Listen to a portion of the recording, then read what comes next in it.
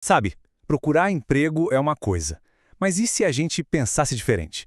E se o objetivo não fosse só arrumar um trabalho, mas sim planejar uma vida? É essa a ideia do Donald Escher que a gente vai explorar aqui. E olha, essa mudança de perspectiva pode transformar tudo. Vamos começar com essa frase clássica que todo mundo já ouviu, né? Escolha um trabalho que você ame. Confúcio já tinha sacado a essência da coisa. Encontrar algo tão alinhado com quem a gente é que nem parece trabalho. Mas a grande pergunta é, tá, bonito na teoria, mas como é que se chega lá na prática?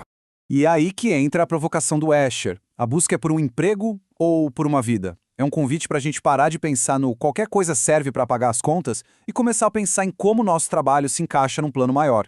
E aqui a gente vê a diferença bem clara. De um lado, arrumar um emprego. É um processo rápido, direto ao ponto, né? Focado no curto prazo. Do outro lado, planejar uma vida.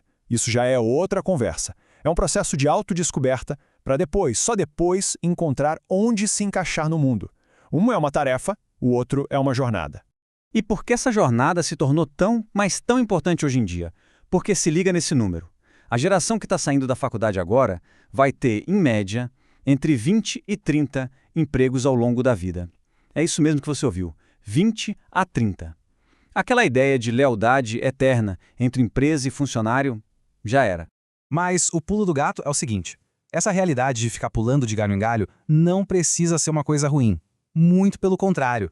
Cada mudança, cada transição é uma nova chance de recalibrar a rota, de encontrar um trabalho com mais significado, que recompense mais e que tenha mais a ver com seus objetivos de vida.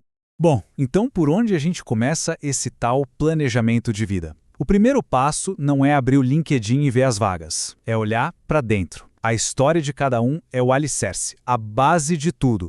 E essa frase do Proust, gente, ela resume a ideia de um jeito brilhante.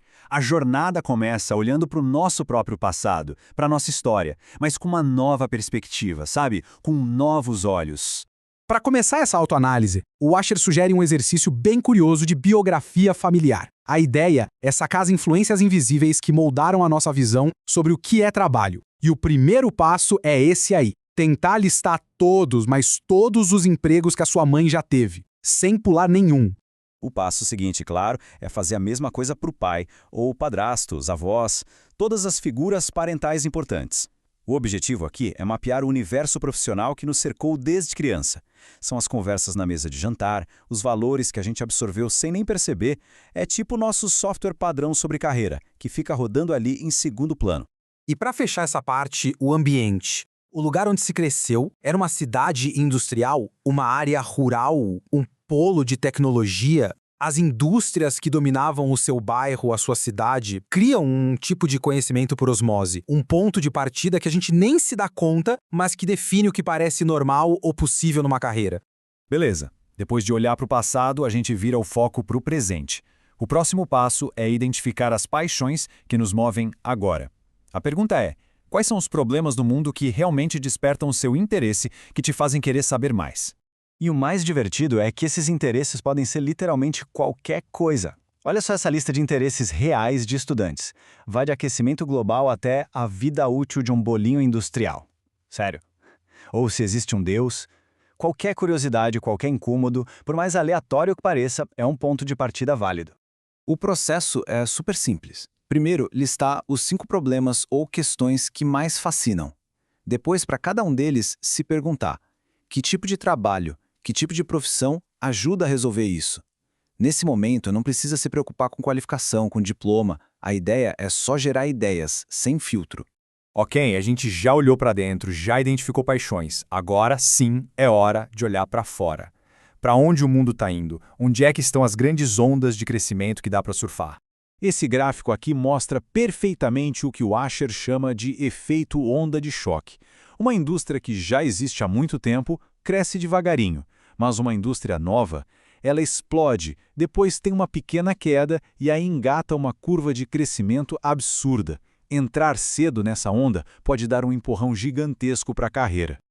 Então, a primeira grande área de oportunidade está justamente nessas indústrias que estão nascendo agora ou explodindo. Pense em áreas como engenharia biomédica, nanotecnologia, energias renováveis, biotecnologia. São campos com potencial de crescimento de longo prazo que é simplesmente imenso.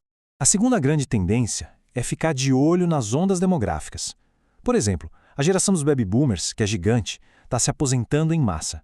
Isso cria uma demanda enorme, super previsível por serviços de planejamento financeiro, lazer, turismo, cuidados de saúde. É só ligar os pontos. Antecipar essas necessidades é uma baita estratégia. Certo, agora que a gente já tem um mapa de possibilidades, precisamos de ferramentas para avaliar essas opções, né? Essa última parte é sobre como construir uma vida profissional que seja genuinamente, de verdade, satisfatória. E aqui tem um conceito fundamental, o estado de fluxo, ou flow. Sabe quando se está fazendo uma atividade e parece que o tempo simplesmente desaparece? Você fica tão imerso, tão concentrado que o mundo some? Isso é flow. Identificar as atividades que te colocam nesse estado é uma pista de ouro sobre o tipo de rotina de trabalho que pode te fazer feliz. E esse exemplo do vendedor é perfeito para ilustrar isso. A pessoa pode até amar a adrenalina de fechar uma grande venda, que é um momento de pico. Mas se ela odeia todo o resto da rotina, odeia ligar para cliente, odeia viajar, ela vai ser infeliz. A vida profissional é feita do dia a dia, da rotina, e não só dos grandes momentos.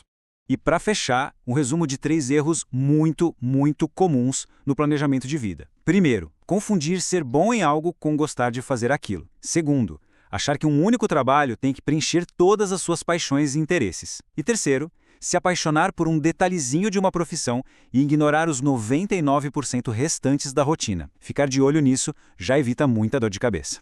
E essa citação do Carl Jung amarra tudo de uma forma espetacular. No fim das contas, o verdadeiro planejamento de carreira, o planejamento de vida, não começa com uma lista de vagas de emprego. Começa com um olhar honesto e corajoso para dentro de si.